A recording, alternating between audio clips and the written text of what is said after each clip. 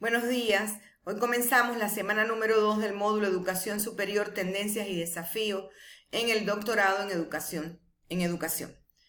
En esta semana abordaremos la didáctica de la educación superior. Tenemos que partir de la diferencia entre pedagogía y didáctica, términos que en algunos momentos, ciencia que en algunos momentos es confundida. Si la didáctica es una ciencia prescriptiva, mientras que la pedagogía estudia el fenómeno educativo. La pedagogía es la ciencia de la educación, es formativa, trata la educación, está dirigida al educador. Sin embargo, la didáctica un tanto estudia este fenómeno de enseñanza y aprendizaje, va dirigido al instructor. Muchas veces tenemos que preguntarnos, ¿la pedagogía responde a qué pregunta? ¿Por qué educamos? La didáctica, ¿por qué debemos educar de esta manera? Es decir, estamos viendo una diferencia que es necesaria conocer para entender la importancia de la didáctica de la educación superior. La didáctica es la ciencia y esencia del maestro.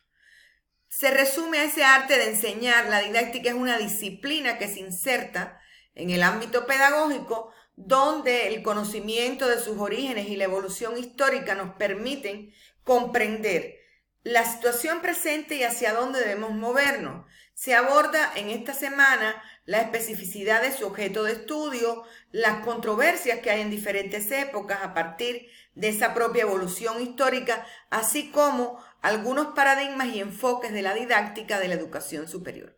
Las metas de la semana se concentran en explicar el origen y la evolución de la didáctica, analizar los paradigmas, teorías y enfoques de la didáctica de la educación superior, así como la complejidad de los procesos educativos en general y de los procesos de enseñanza y aprendizaje en particular.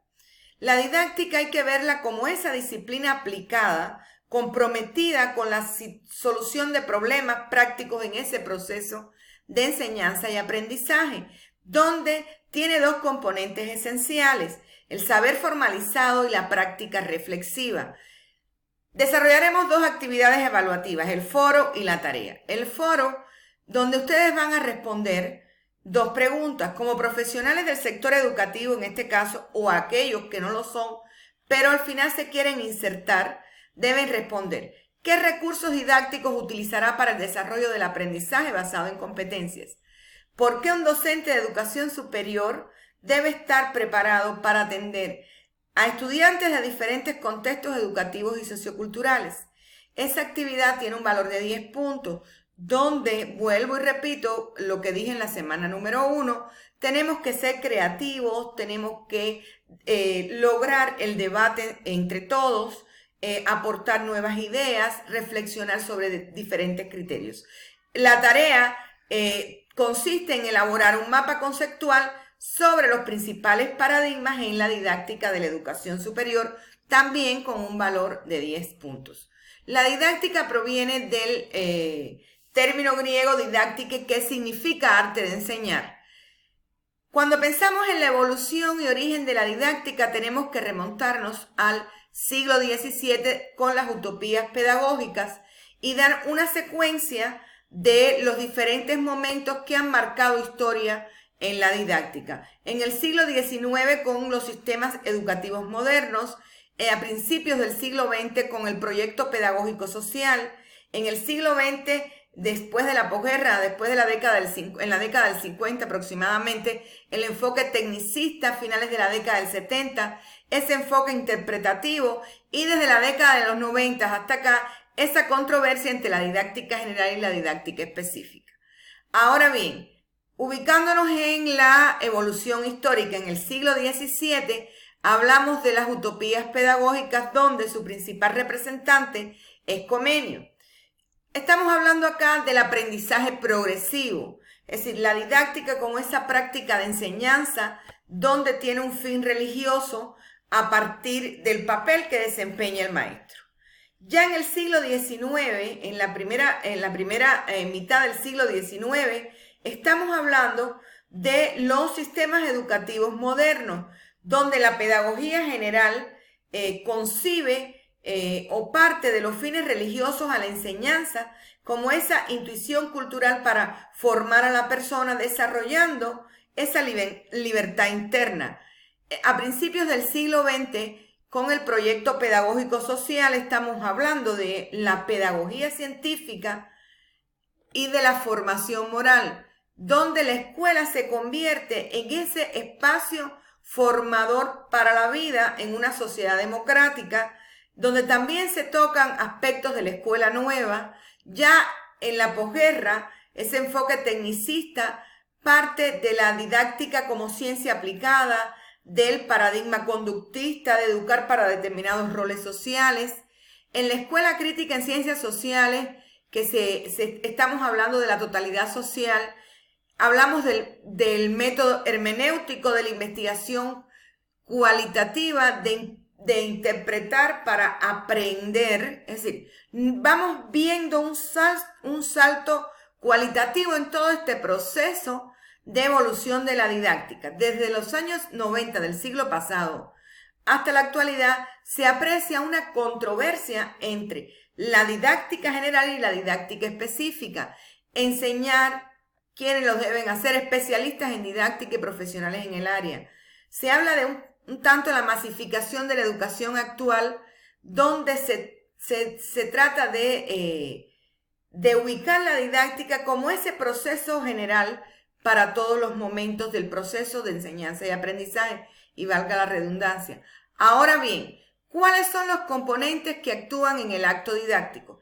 Estamos hablando del docente, del estudiante, del currículo y del contexto social.